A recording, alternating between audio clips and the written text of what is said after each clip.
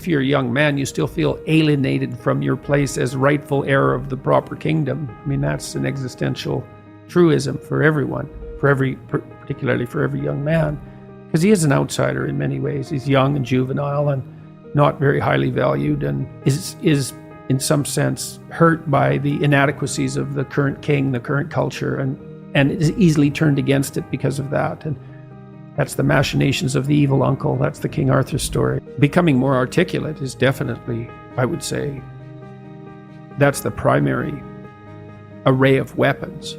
I mean, physical prowess is something, and it's not nothing, that physical confidence that comes along with that as well.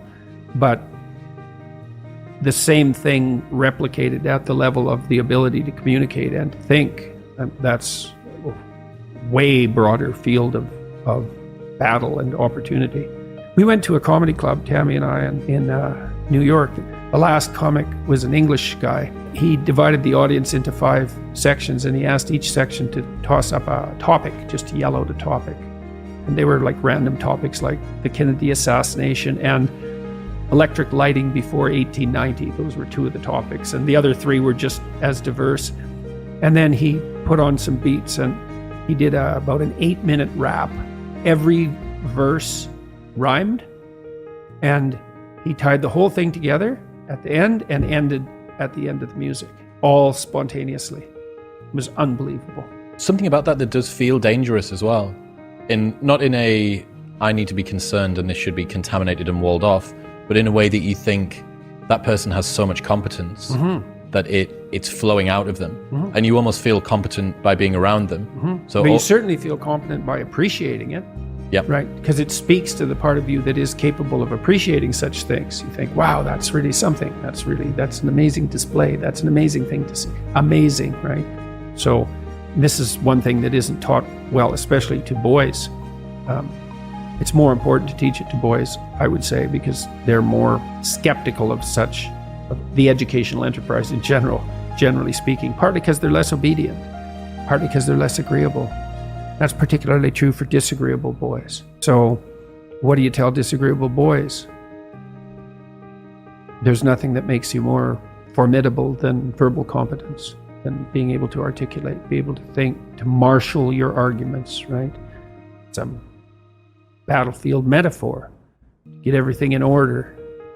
Get all your information straight, to marshal your forces. And so, I mean, that's part of the reason that rap artists are so popular, especially among disaffected young men, black and white alike, because they're unbelievably articulate. Like, they have this incredible verbal prowess.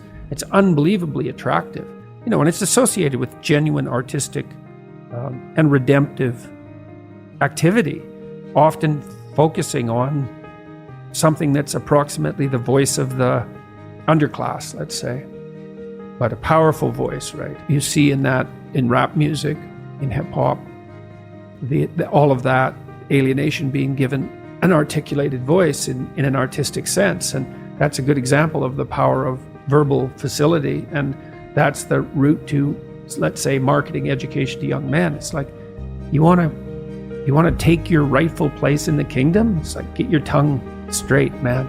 Get it under control in the highest possible sense. You're trapped, and you're trapped by the charisma of that. And that charisma, that's not nothing. That's a signal of something redemptive occurring. That accounts for virtually all of the attraction of hip-hop and rap.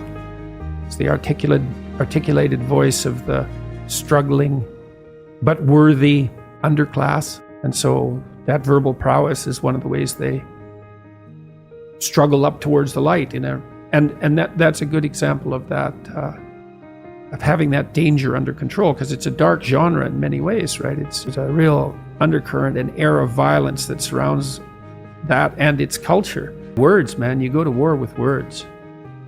And you think that's what young men should be taught.